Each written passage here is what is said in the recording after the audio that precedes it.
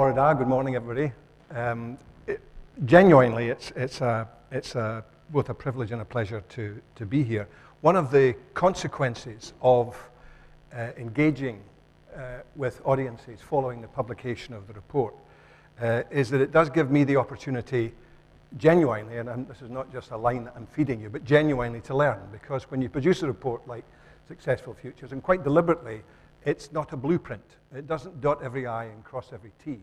What the report is intended to do is to create the opportunity for colleagues across Wales in all sorts of different contexts to say, well, what can we, A, do we like it? Do we agree with the broad direction? And B, what does that mean for us? What can we do in this context? How can we try to make sure that the potential we have to use our expertise and motivation to help the young people of Wales, children and young people of Wales to flourish. And that, therefore, what I want to do this morning is something. I put my slides up, no? They're ready, good. What I want to do this morning is to say a little bit to you about why I think that where we are now in Wales, about 15 months, 16 months after the publication of the report, is really a very exciting place. And that Wales, in the work that I do internationally, there's a huge amount of international interest in terms of what Wales is doing just now. Not just because of the nature of the curriculum we're talking about, but also because of the way in which we're trying to give life to that curriculum in classrooms across and learning settings across Wales. Because, as I'll go on to say, what I was determined was that this wasn't going to be another one of those reports that comes out that people may or may not like what is said, but essentially they see themselves as passive recipients of something that comes from the outside, and it's the job of those who are engaged directly with young people to try and do their best just to deliver or implement something that comes from the outside. That's not the basis upon which this report was produced, and the recommendations in the report very clearly point in a direction which is much more about co-creation, about participation in the process. And if we get this right, we're in the unusual situation that normally what you have with education reform is it starts with high aspirations, and gradually through a process of implementation, what ends up in the classroom is miles away from the aspiration that was there in the first place. If we get this right, where we end up will be better than the aspiration that was there in the first place, because of what happens, what you do, what happens throughout Wales, will actually go well beyond what I could imagine in terms of what might happen. So that if we get that process right, I think it's potentially a very, very exciting way of ensuring that we really arrive at something which will be the best we can make it for the young people of Wales. So I want to start by just standing back. I want to start and make the point that there isn't an education system in the world that you could say has got it right.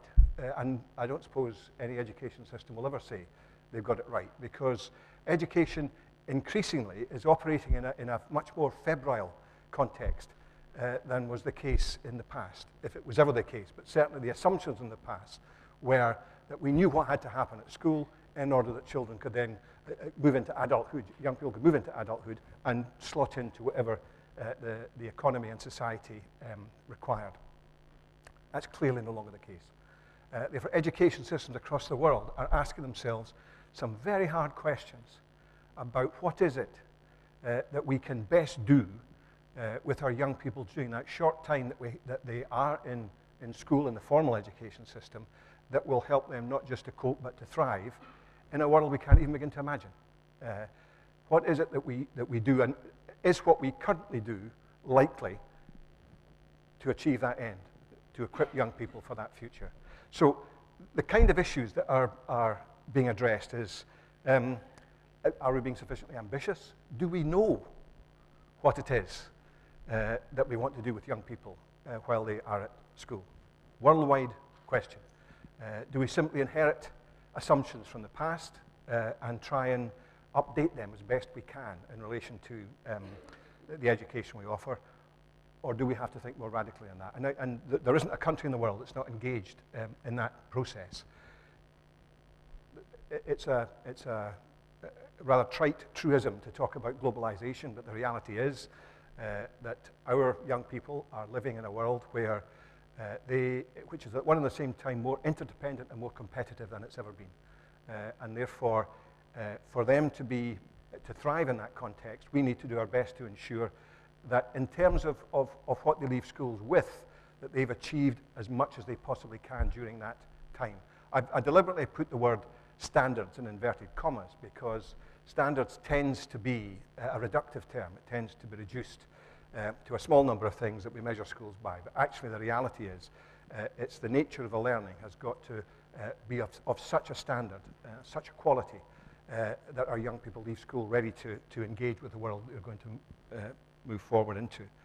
And a critical part of that, which we've not been very good at, not very good at explicitly in school education, has been to think about how we help young people to develop their own values and their own ethical understanding that allows them to engage with very complex issues in their personal lives, but also as citizens and more widely. That mission which is around in terms of Artis Mundi about the human condition, that they have the kind of values and the kind of ethical understanding that means they are rooted and not rootless in terms of dealing with the issues that are around. We've also got to do our best to defeat destiny. And again, this is true across the world. That acceptance, which too often there's been, that where a young person comes from will be the most important thing in terms of where they end up. And that in our preschool settings, we can see the future of many young people is predetermined, and you can see those young people's future laid out before them. So what is it that we do in our contribution? We only have, in the formal education system, young people for about 15% of their young lives, and the rest of the time is elsewhere, and that elsewhere is incredibly important. But what is it that can happen during that formal learning period that will help to defeat that destiny, help to ensure that they're not simply prisoners of their own past, but they can create their own future? And that's about keeping on reasserting that what we're talking about is education. And one of the things which I think is very important is to make the distinction between being well qualified and being well educated. We've tended to have a kind of, over time, a reductionist view of what it means to be at school, to become, it's wholly about being well qualified. Being well qualified matters, the tickets that allow you to progress matters, but it's not enough. And therefore that notion of what does it mean for a young person to be leaving the formal education system in Wales, school education system in Wales, where we can say they're genuinely well educated, as opposed to simply totting up the numbers and levels of GCSEs and A levels that they've got. How do we, and again, this is again a worldwide question, how do we ensure that our response to all of those pressures that are around is not simply to keep on stuffing stuff into the curriculum? You know, that we respond to a pressure by saying, and another thing, so that what we end up with is an overcrowded curriculum which squeezes out all the space that's there for young people to engage and enjoy the learning process. So it becomes increasingly a treadmill. It becomes increasingly, education morphs into a training system rather than an educative system. So how do we create the space, given all the pressures and the need to take account of those pressures? How do we create the space for engaging learning and teaching process? And how do we ensure that what's happening here in Wales just now, and if we have a new curriculum framework, a new set of expectations by 2018, how do we ensure the 2018 curriculum doesn't become the 1988 curriculum over again, so that within X number of years we'll look at that and say, well, this is not working.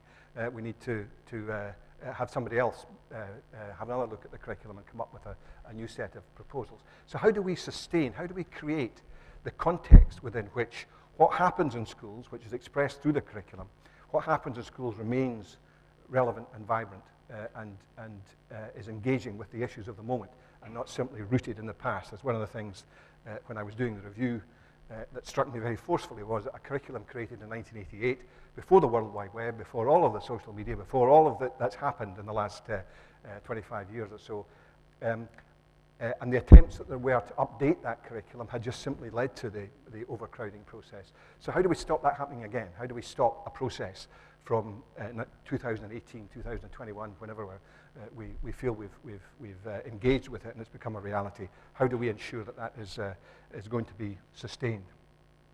Part of that is about seeing teachers as part of the solution. Part of that is about not seeing teachers as implementers of something else, but teachers as those who will engage directly with young people and that need to own what they're doing in relation. So not looking at, am I doing the right thing because the right thing is out there, but am I doing the right thing because the right thing is in front of me with the children that I have got? And how do we build the confidence and capacity of practitioners so that they feel both willing and able to do that? And part of that, and again, a worldwide phenomenon, we've lived through a long period where the assumptions about weaknesses in education, the response to that has tended to be to ramp up the accountability culture, to say that what we need to do in order to make things better is to drive the profession, drive the practitioners harder in order to achieve it. And often that accountability culture has then been reductionist. So what you can engage in through accountability is only a narrow subset of what I talked about earlier in terms of what a good education looks like. So countries across the world are all struggling with this set of challenges. And across the world, they come up with their own solutions in their own context. And it's unhelpful, I think, to engage in comparisons that says, Finland's doing awfully well in PISA, therefore we should look like Finland, or Singapore's doing awfully well in PISA, we ought to look like Singapore. That's not the way we go. What we need to do is to think about where we are in Wales, what our aspirations are, and how do we use all of the resource that's here. David talked about the museum as an important part of that, but all of those elements in the wider community that are part of the process of a young person growing and learning throughout their lives. You know, it takes a village to raise a young person. So we've got a curriculum challenge, and that is, do we know what we're doing? And we've got what I call a realization challenge, and that's how do we make that a reality in every school, in every classroom, for every young person in Wales. And we need to address both of those, both the curriculum challenge and the realization challenge. And I use that word realization advisedly, because as officials in Welsh Government are tired of me saying to them, there's a kind of swear box that I ask them to have, that every time we talk about implementing or delivering, they have to put money in the box, metaphorically. Because it's not about implementing, it's not about delivering, it is about making it a reality. And in order to make it a reality, you've got to engage with it and think about it in your context with your children. So those two elements, the curriculum challenge and the realization challenge. The curriculum challenge, I'm not going to go through all of that because it's really the challenges I've just been talking to you about in relation to those issues which are being faced across the world. But that's what it means for us in terms of the curriculum. Maybe a couple just in terms of this particular conference and here in Wales, the third one, about identity and about the nature of the multiple identities that we all have. I think there's a very interesting set of issues for us in the curriculum, tricky issues to deal with in terms of how you engage with issues of identity without falling into traps of becoming stereotyping in a whole range of different ways. So that's actually quite a tricky one to do. Everyone says it's a good thing, but it's quite hard to do in practice. The fourth one's also important. What do we mean by progression? Is progression is the assumption we have that learning is essentially a ladder, and the faster you run up that ladder, the better you are. So is that progression? So you just take the steps and run up as fast as possible. Well, that may be an element in progression, but progression, I think, is a much more sophisticated concept than that, and it's about the metaphor that I quite like is progression in learning is a bit like the tide coming in. You know, it's the waves move forward, then they move back again, then they move a bit further forward and a bit further back again. It doesn't happen, you know, just in that kind of nice, neat way. That it's a much more the process is much more uneven than that, and that therefore the metaphor of the ladder I don't think is a good one. I quite like the tidal one, except the tide goes out again, and that doesn't work terribly well when you actually think about that. But another metaphor is a climbing frame, is the notion that you're not running up a ladder, but you actually have to move to the side, that you're moving like this, and getting different handholds in order to move forward. It's not simply the rungs of a ladder, but you get the point of what I'm trying to get at. And issues of pace and progression and how we think about that become incredibly important. The kind of things that are on the screen are the sort of things that every report on education now, trying to identify what are the kind of things that we should be developing in our young people. That list, or a list very like it, would come through. The last two less so, and that's the thing I spoke about earlier, is to think about what is it we do in order to help young people develop their ethical understanding, develop their own value systems that allow them to engage with the issues in their own lives, but also as citizens of Wales and the world. So that one's important. And the last one also, personal agency, is important. The responsibility, what can we do with our young people, perhaps particularly, but not solely, young people from more disadvantaged backgrounds. What can we do to try to help give them both the confidence and the tools to take more control of their own lives, so that they feel a sense of being able to control what will happen to them, and not just be a piece of flotsam and jetsam that's being pushed around by the pressures that are there. So that notion of personal agency is important. What we're seeing is a kind of general move across the world, not uneven, not an even move, it's an uneven move, but there's a move away from defining the curriculum in terms of what young people should learn, to thinking about what young people should become as a result of their learning. So that we need to go beyond just simply what it is that we put into young people and start to think of, well, what does all that mean in terms of this young person growing and developing and being ready to engage with the future. So that shift, and if you look in countries across the world, you can see increasingly the kind of policy rhetoric has moved from a curriculum that's defined in terms of subjects to a curriculum that says we use subjects in order to achieve goals. That the subjects are not the goal in themselves, they are part of the process of achieving goals at the end of the day. Creativity was one of the things that I was going to say deviant, that's not right, but you kind of struggle, I struggle, with not settling into oversimplistic notions of creativity. Sometimes you see these 21st century skills things, and they stick down creativity as if creativity was something it was a recipe. You can actually, teach the rules of creativity, and if you just follow those rules, you'll be creative. So, as David said in his opening remarks, creativity is something that is in us all, happens on a day and daily basis. It needs to figure in every subject in the curriculum. It needs to figure right across the board in terms of what it is that we're doing, but we need to be very clear, or clearer than we have been in the past, about what actually that means in practice. You can construct utilitarian arguments for creativity, and there are also very powerful arguments to do with the young person as a person and the way in which they grow and develop as individuals. So the report very, very clearly talks about the importance of creativity pervading the nature of what we do. And a lot of that is not so much about what you write down in terms of the content of a curriculum, but it's about the nature of the pedagogy we use and the nature of the learning and teaching process itself, so that we are engaging. The way in which young people are learning is encouraging them to have the disposition to want to be creative, not to want to follow rules, not to want to just be told what it is that you should do and then do it and then get a good mark in a test. So there's something about the nature of the pedagogy, the nature of the way in which we go about the learning and teaching process, which is very important.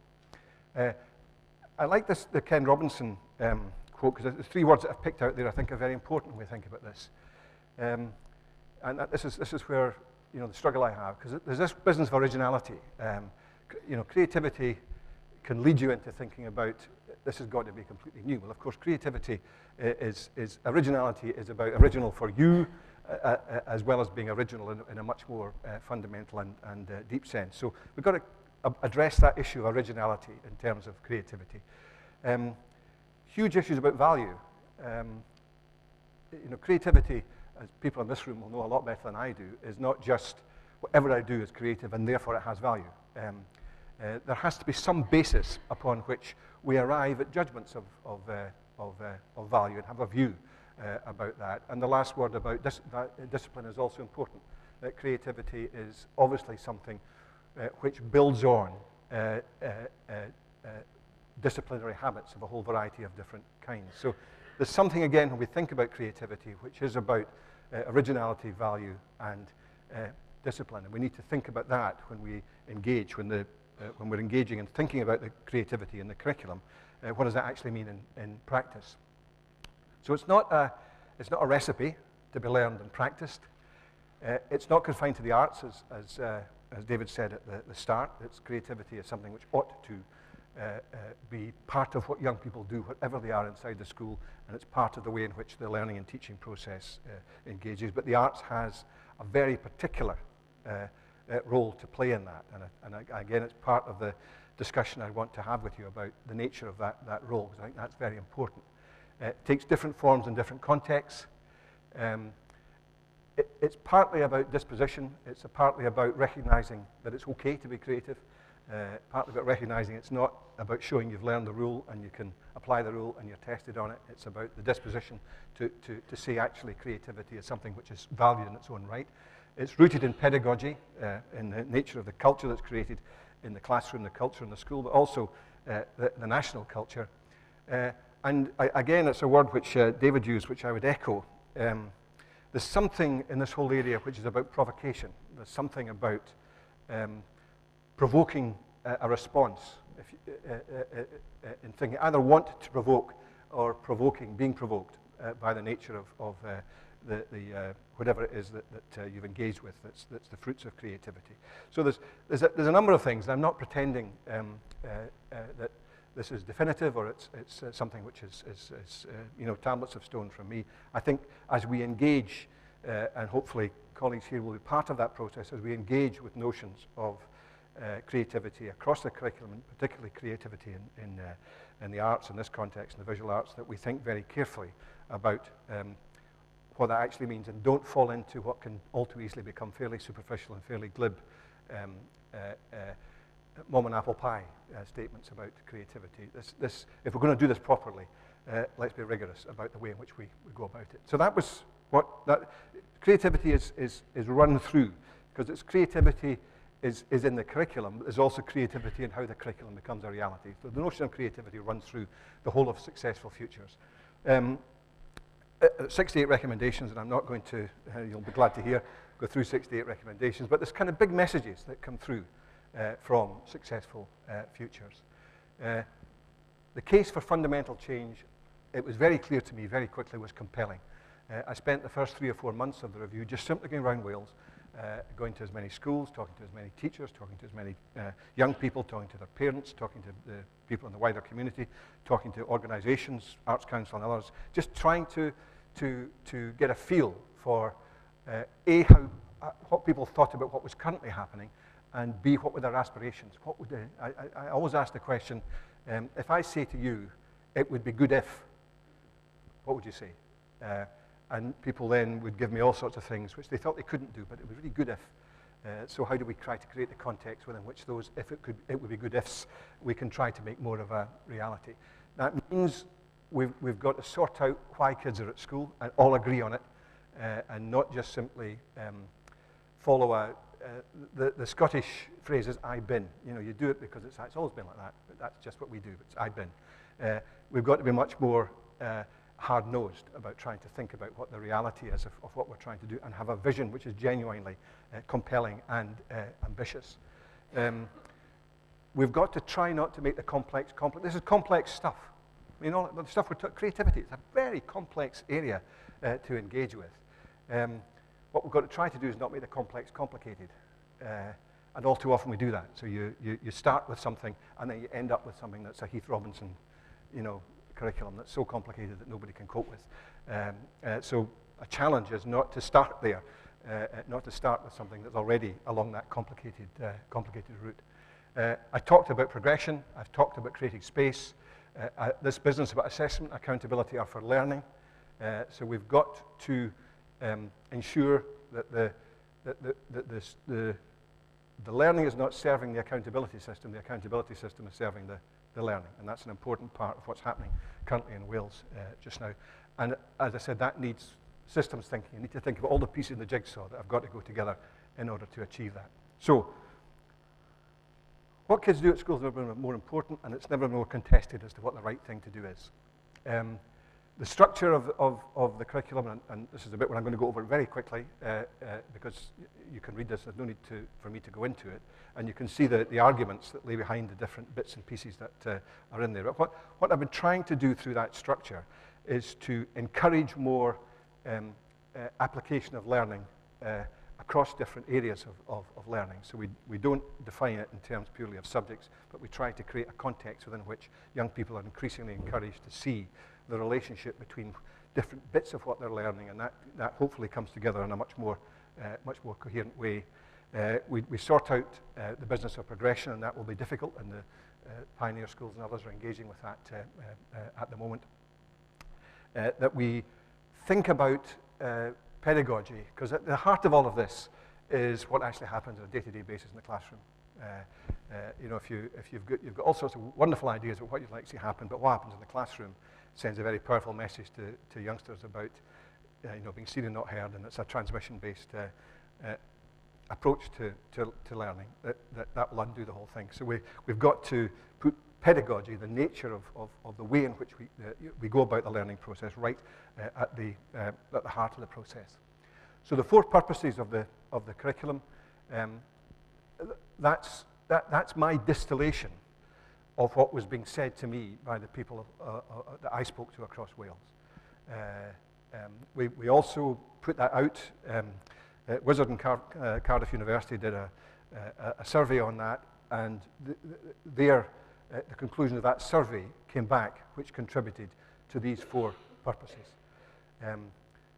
So the question is, do they provide that compelling vision of what we want to achieve for our young people during the time that they are at school, and the wider learning which will take place during their formative years? So that's a question, but if we don't like those, let's have something else. But it has to be, we have to get agreement about what it is that we want to achieve. And we've also got to get under the surface of those, because those purposes can become slogans where you can justify almost anything. You know, so you can you know, say ambitious, capable learners. Well, actually, this is, you know, they've satisfied. They've got 3 A stars, A levels, so they're ambitious, capable learners. So you can justify almost anything under that. So you've got to get beneath the surface of those purposes and not just simply use them as slogans or as audit tools, where you look at what you're currently doing and you say, well, that contributes to that, and you end up with something which is simply a rehashing of what we currently do. So as we go through them, I'm not going to go through all of those, but for each of them, what we try to do in the report is to give a kind of set of things to think about that means that we get beneath the surface of the overall purpose. So it doesn't become a slogan, it becomes a trigger for the kind of deep thought about what it is that actually is going to happen in practice. Areas of learning and experience, as I said earlier, they are there in order to try and send signals about the nature of the relationship between different aspects of what is being learned. Cross-curriculum responsibilities, the significant one in Wales is digital competence. The Digital Competence Framework, which was published a couple of weeks ago, or the Cabinet Secretary launched a couple of weeks ago, puts Wales right at the forefront of understanding what it will mean to be digitally competent. It's not about coding, it's not about apps. Digital competence is about a way of thinking and addressing the kind of issues which the digital world is throwing up for us, and helping in that process of having young people who are not simply consumers of technology, but understand how to use the digital world and take control of that world in a way that means they're not, as I say, they're not simply recipients of what comes from the outside. And the Digital Competence Framework, and we'll see, it's now out, and it's still not finished. People are asked to engage with it, but I think the reaction to it has been very positive. It's the flagship, if you like, of the reform, and thankfully it's been pretty well received so far, but we'll see what happens as people begin to engage with it more fully. So the last bit of what I want to talk to you about is how do we make ambition a reality, and that's about you and your colleagues across Wales, because if you see yourselves, as I said earlier, as simply deliverers of whatever I said or Welsh Government said in a curriculum for life, then we may end up with something that's better than where we are just now, but it'll be nothing like the possibilities that are there in terms of realizing the possibilities that are in that curriculum. So in terms of making it out, there is no single best approach. We don't know that there's a single best way that you can just do things, and education reform works because you do it that way. There's no research that would support that view. That the way in which change becomes a reality is highly cultural and context specific. So the way in which we go about this in Wales has to be true to Wales. It has to be true to the nature of all of those who are engaged in the education system in Wales, and a whole lot of different guises. And it has to be collaborative. In the past, you could say, in terms of implementing a curriculum, you get a textbook and you can go away in your own classroom and just do it, whatever it might be. Well, actually, if that's where we end up, this will not have worked. And the publishers will rush into the space that's been created, and very often will simply rebrand what they've currently got, start using languages that are around it. They'll do the audit and say, this is about those purposes. So be very skeptical about people who are trying to sell you stuff that is the answer to the curriculum reform in Wales. Be very skeptical. Ask some very hard questions about that, because undoubtedly, and it's already signs of that happening, the opportunity, the snake oil, will be there in abundance as we move forward.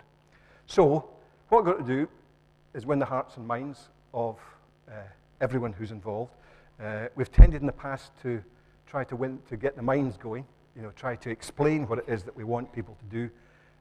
What this is about is trying to get the heart, is trying to get them to want to do it.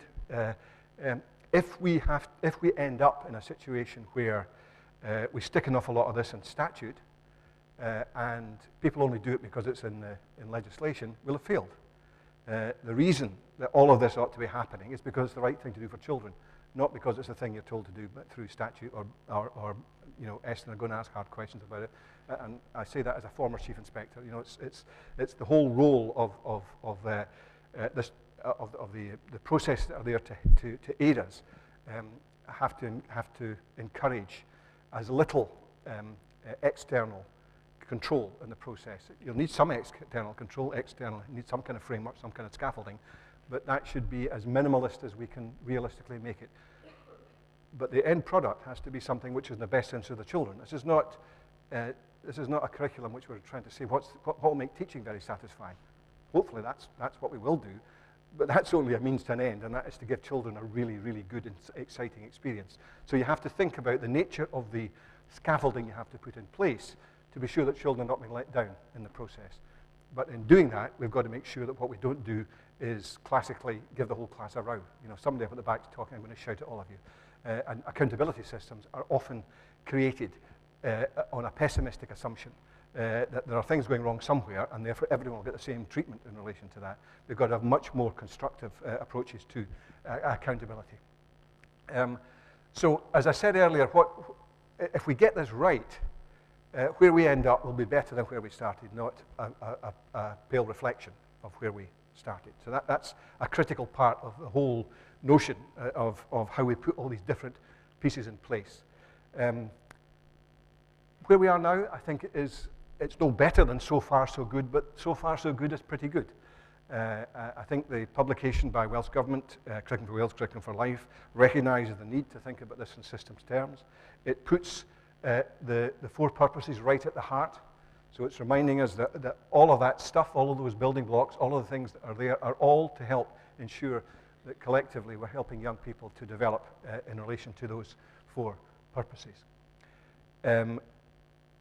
As it is just now, the evidence is there's still not just support, but enthusiasm to want to do this. People are up for it. As far as I can see, you can tell me if I'm wrong. There's still some worries about, is it going to be too hard.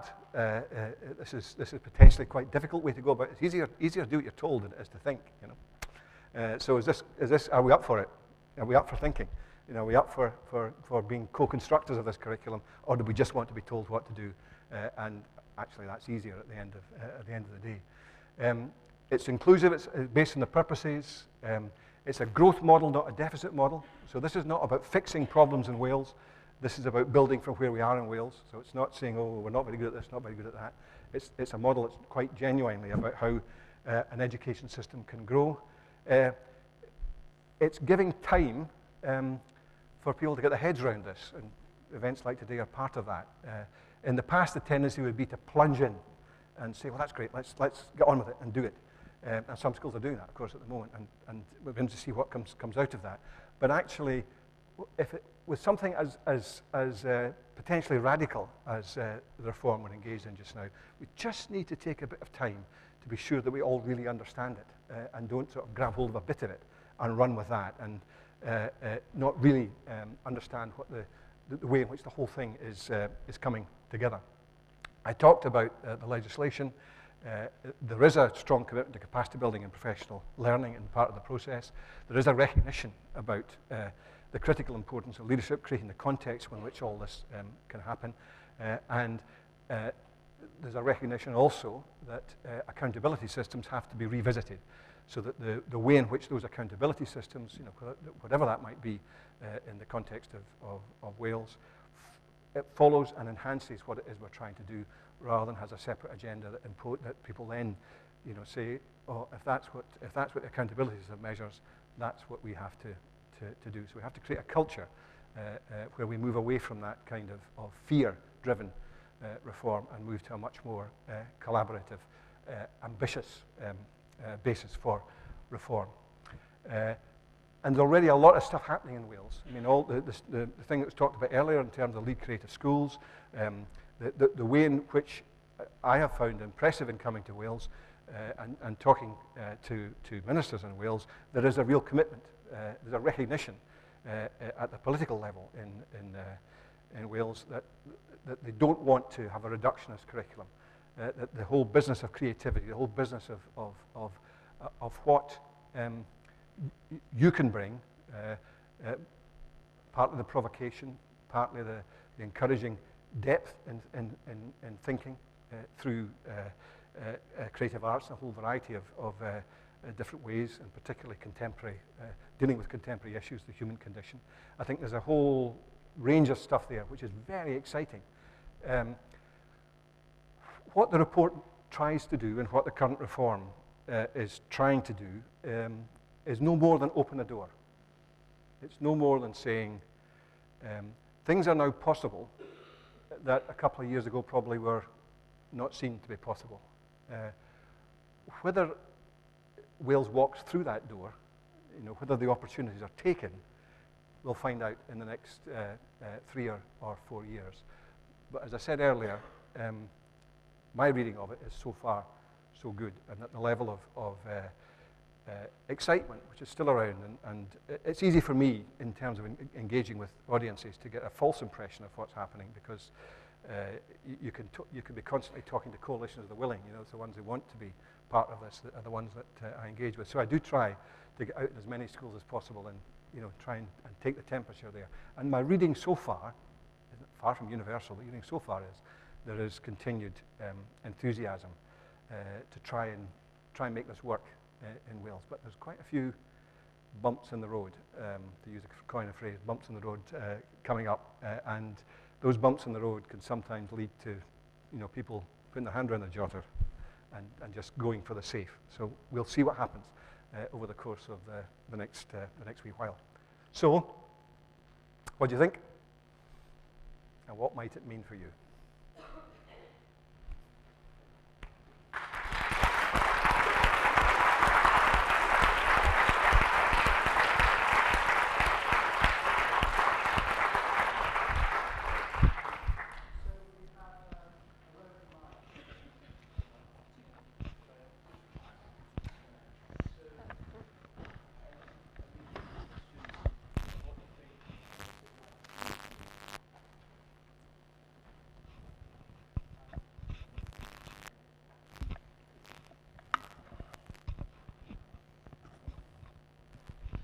How effective or useful do you think outside agencies like Artis Mundi are in enhancing the Successful Futures agenda? Yeah, well, there's only one answer to that, and the potential is enormous. If we get it right, whereas in the past, because schools may have seen their job in very narrow terms, to a certain extent, their willingness to create the space and to work with organizations out with the school may have been constrained by the perceptions about what matters. This is saying what matters is about young people being well educated. Young people being well educated means that organizations like Artis Mundi in this context are incredibly important, and exposing young people to more than they can get from a school. They shouldn't be prisoners of the teacher they happen to have or the school they happen to be in. External organizations can provide a huge amount. And I think we're moving into a context where there'll be greater receptivity. If we get it right, the problem will be you can't cope.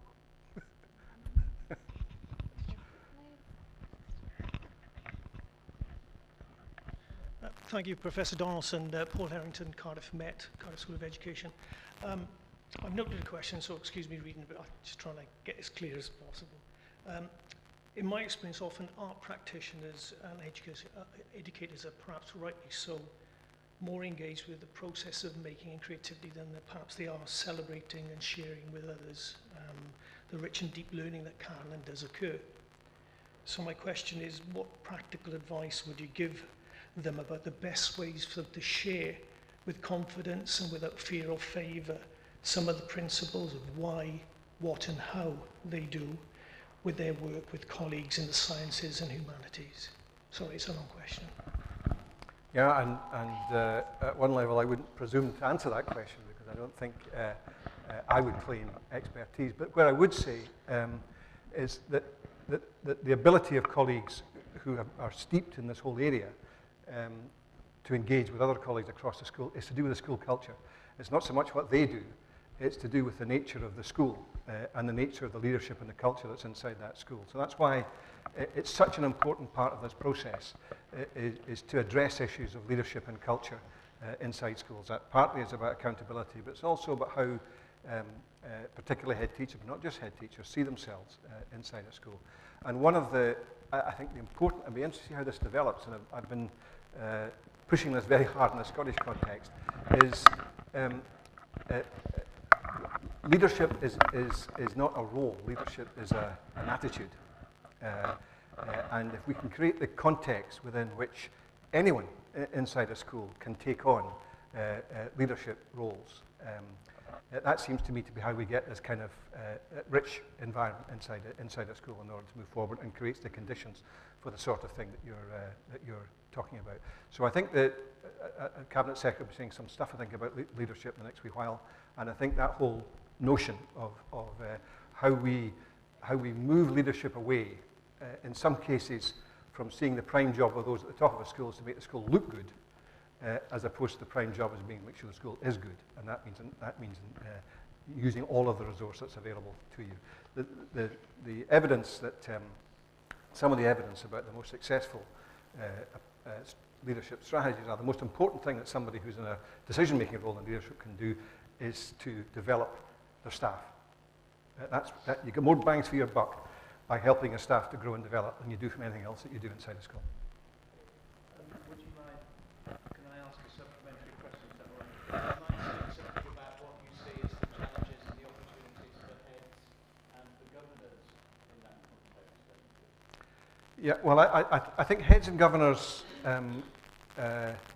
quite naturally, are very sensitive to the external environment within which the school operates. They're very sensitive to the views of parents, often transmitted through governors, not exclusively so, certainly to the external environment in terms of as I said earlier, the accountability mechanisms and the perceptions of the school. So I think the challenges are partly more generally for the regions and for Welsh Government and for Eston to create a context within which the expectations are different in terms of leadership inside a school. And the most difficult people to persuade might be the parents in that context. The parents are very conservative, naturally, as a parent and now a grandparent.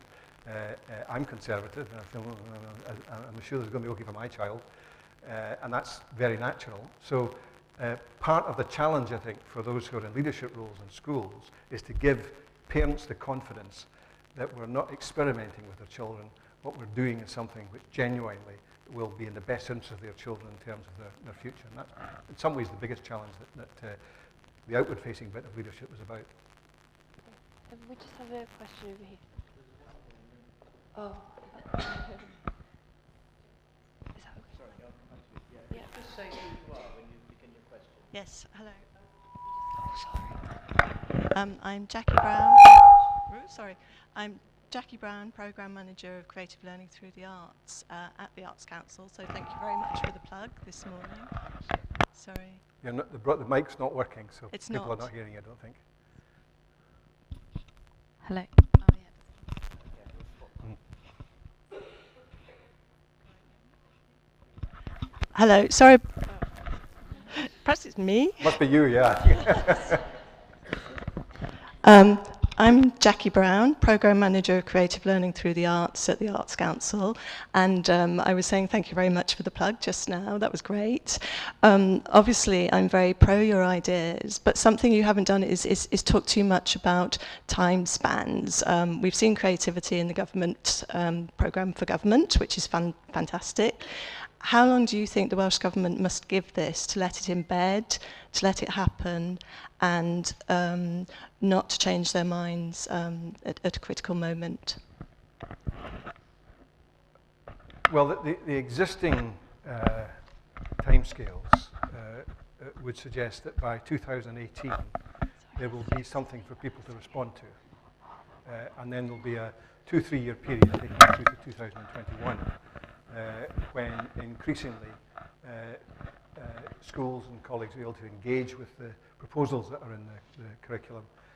And by that point, we should have something which is more generally agreed to. So there's always a huge tension in education reform between impatience, because if it's the right thing to do, today's children need it as much as tomorrow's children.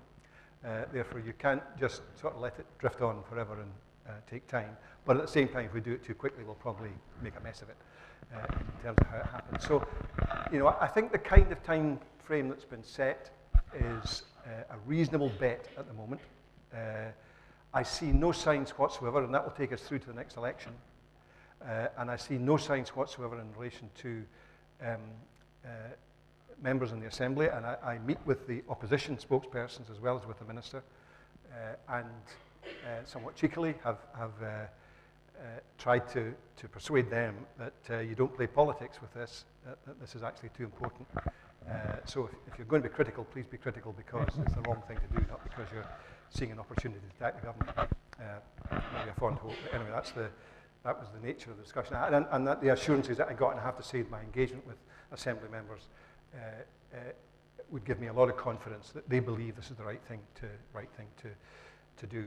And certainly the new Minister, Kirsty Williams, new Cabinet Secretary, is 100% behind it. Maybe kind of opinion forming, as it were, is part of the role for organisations outside schools and outside formal education.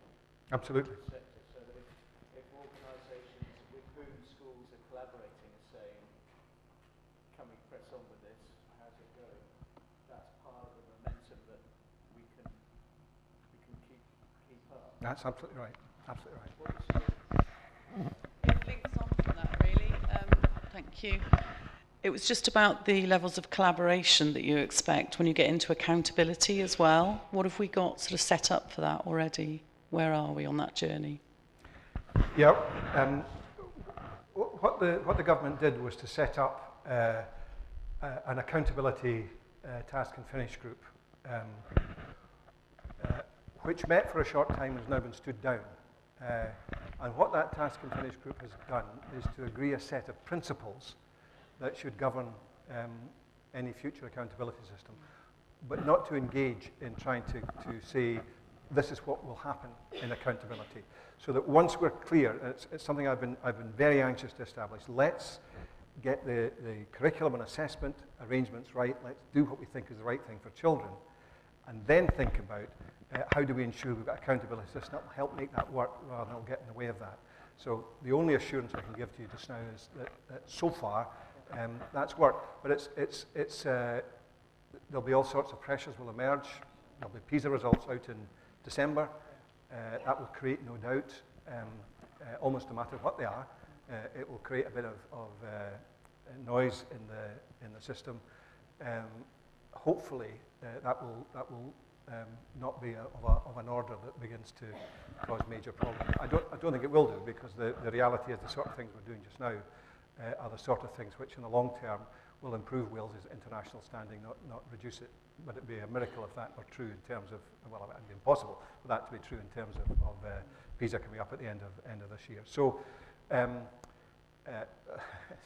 it's my phrase of the whole exercise. So far, so good. Thank you.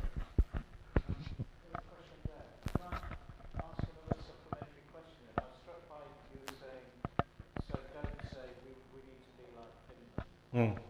However, when you talk about international standing, we would go, I wish my grandson, who's starting school in South London this term, was starting school in Finland.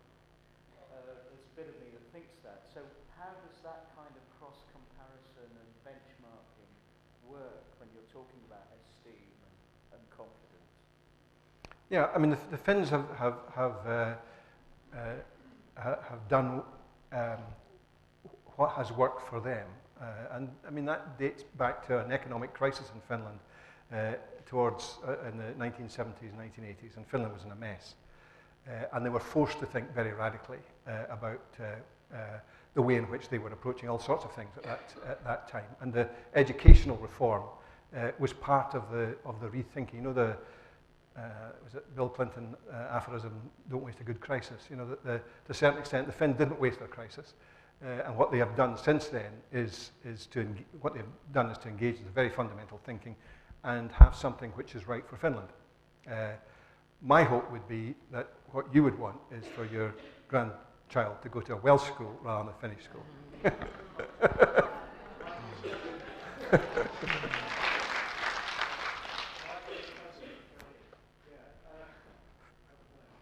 Yeah, I was just going to say that I think there's quite a lot of people across the border who say, I wouldn't mind my child going to school in Wales rather than in England. Pippa John Cook, governor at Cardiff and the Vale College.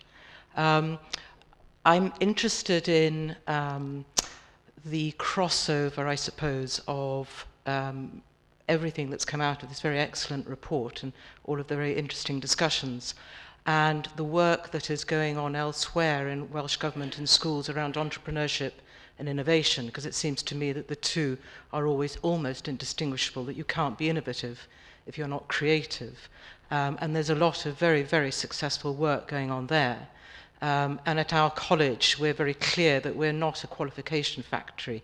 We're about producing young people who are confident and want to go and explore and challenge and the rest of it. And I suppose I would really welcome some discussion around how this fits in with everything else that is going on, because it certainly doesn't sit alone. It's that there is, I think, great success, great achievements already being made within the Welsh education system that we can build on and latch on to, so that in terms of that collaboration and cross-cultural communication, if you like, in education, I think there's some really, really positive steps already there.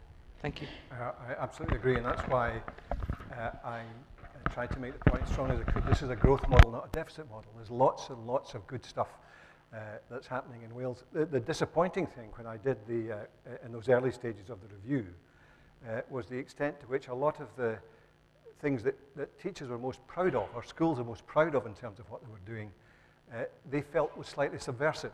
You know, they said, I'm not sure we should be doing this. I don't tell anyone we're doing this, but we think this is, and it was really good.